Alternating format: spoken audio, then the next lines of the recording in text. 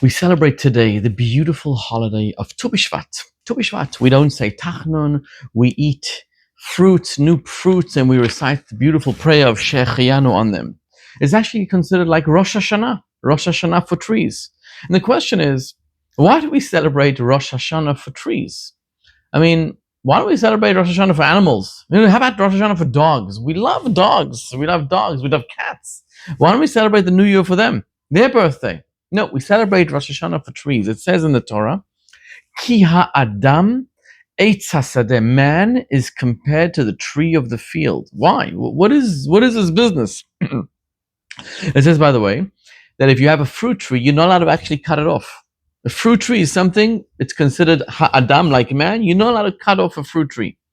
Tells the story in the Talmud that one time the son of Rabbi Hanina passed away. He passed away very, very early.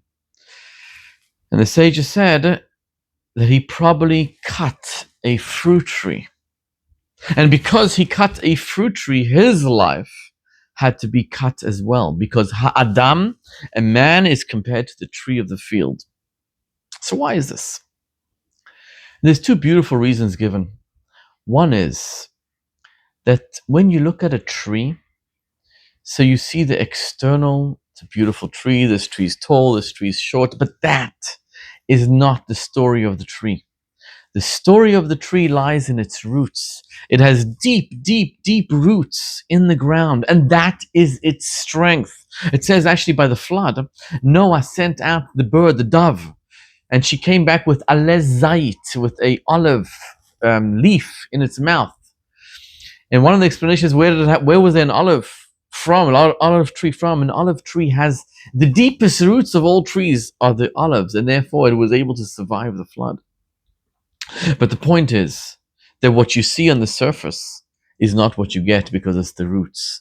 And a Jew is the same. Sometimes you see a Jew who's angry, who's grumpy, who's depressed, who's upset. But that's not the secret of the Jew. The secret of the Jew is in his roots, in her roots.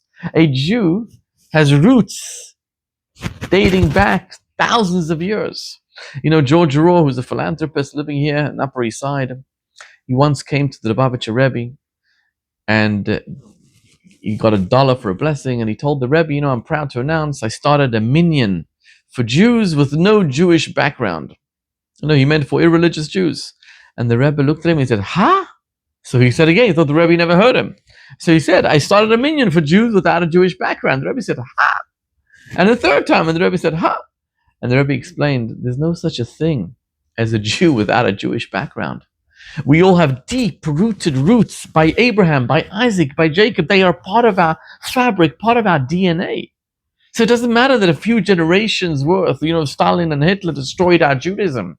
What matters is that we are deep-rooted Jews dating back to Abraham, to Isaac, and Jacob. And that's why, the Torah tells the story of Joseph. Joseph was a person who suffered horribly. He was abused, mentally tortured by his brothers. His own brothers threw him into a pit. He should have lost faith in civilization. He should have become depressed. He should have gone crazy. He was a slave for Potiphar and Zlachar for a year. He was thrown into a dungeon for a crime he didn't commit for 12 years. How was he able to persevere? How was he able to survive? It says that his mistress tempted him day in, day out to violate her relationship with her husband, with Joseph. The clothes she wore in the morning, she didn't wear at night. She tried to seduce him every moment, every day. She once came to her friends. Her friend sees that she's depressed. They asked her, why are you depressed? She said, I'll show you. She took them to her dining room and she gave them all a knife and she gave them all an apple to cut. She says, eat this apple. They're also around dining room tables, and she says, Joseph, come, give water for everybody. Joseph starts pouring water for everybody. And then when Joseph left the room, she said, look at your hands. And every single one of them had cut their hands with a knife. And she said to them, you see, you were so absorbed with his beauty. So they said to her, well, why don't you just take care of business? And she says, he doesn't want. But eventually, after a year, it was a day when everybody went to pray at the Nile River, which was considered their god. And Joseph obviously didn't go. So she feigned illness as she stayed home. And she tried to, sleep with him. And at the last moment, despite the fact that Joseph was 17 years old, where the Yetzer Hara, the evil inclination, is at its height, despite the fact that he was a lost, abandoned slave in Egypt, and nobody would know if he sinned with her. His mother was dead. His father thought he was dead. His brothers abandoned him. Despite that fact, at the last minute, he was able to withstand temptation. How is that? Because he was able to see an image of his father, says the Gemara, the Talmud. Meaning Joseph was able to realize his roots. He was able to realize that deep, deep inside of him, he has roots that won't let him sin. And those roots are what hold us. See, a Jew has roots inside of him or her. And that's why the most important thing is to educate our children. It's not what we show them, it's who we are that our children are able to absorb. It's the faith. It's the emunah that they get from their parents, from their grandparents. That is the most important thing in life. You know, there's a Jew in our community, we'll call him Yankel. 25 years before I met him, he was on the streets of Manhattan. And in Manhattan, we have these Chabad mitzvah tanks. And there were some boys around. And they stopped him and they asked him, "Are you Jewish?" And he answered them, "No, I'm not Jewish." He was in a rush to get to work. He was angry. "Why are you asking me, are you Jewish?" And he ran away. But when he got to his office, he felt guilt. He says, "Oh my God, I just denied my Judaism." I'm like, I denied my Judaism. So he felt bad. So the next day, during his lunch break, he went to the same spot to try to meet these boys and to try to rectify the mistake. "Yes, I'm Jewish." But alas, he couldn't find them. And the next day, and the next day, and the next day, he tried again and again and again, and he couldn't find them. The days turn into weeks, the weeks turn into months, and the months turn into years. And you know, he continued with his business and with his life and his marriage and his children. But in the back of his mind, there was like a niggling thought, you know, I denied my Judaism. Fast forward 25 years. And it's my first Rosh Hashanah on the Upper East Side. I was doing Tashlich on the East River. And there was a Jew there also doing Tashlich. And I, as a new Chabad rabbi, wanted to meet people. So I said to him, "Are you Jewish?" And he's like, "Oh my God." And he's thought, this is the question I've been waiting for 25 years to answer. And he says a resounding, "Yes, I am Jewish." And I said to him, "Do you want to study Torah with me?" And he says, "Yes, I want to study Torah with you." So we began studying Torah from the beginning. This was a Jew who didn't know about Abraham, Isaac, and Jacob. We studied everything. We studied about Abraham, Isaac, and Jacob. He started putting on tefillin every day, started to come to shul. And he's a regular in shul. This is what it means that our emunah, our faith, is deeply rooted inside of us. And maybe a few years, you know, that it's not there, but that faith is inside of us. It's what's called the neshama, the soul. Inside every single Jew, we have a deep, deep, deep inside of us. And that is why when he was asked, "Are you Jewish?" he had this niggling feeling, this guilt. And 25 years later, he was able to rectify it. It may take 25 years, but it's there, the deep, deep faith. And that is lesson number one we learned from trees, how to have deep faith. The roots are the primary growth of the tree. Lesson number two.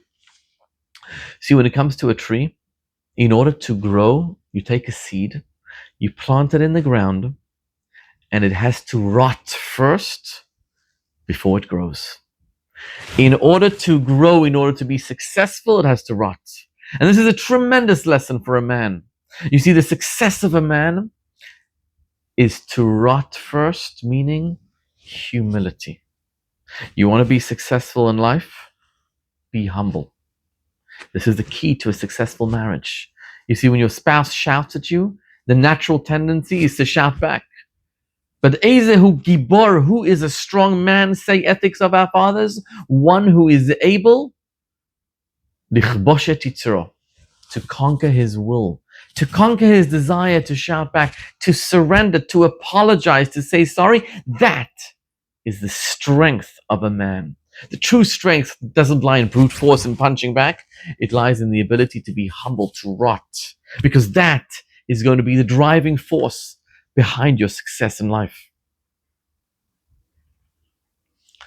You know, on a global level, the Jewish people have suffered horribly in the last 15, 16 months. You know, October 7th, the Hamas unleashed hell upon us.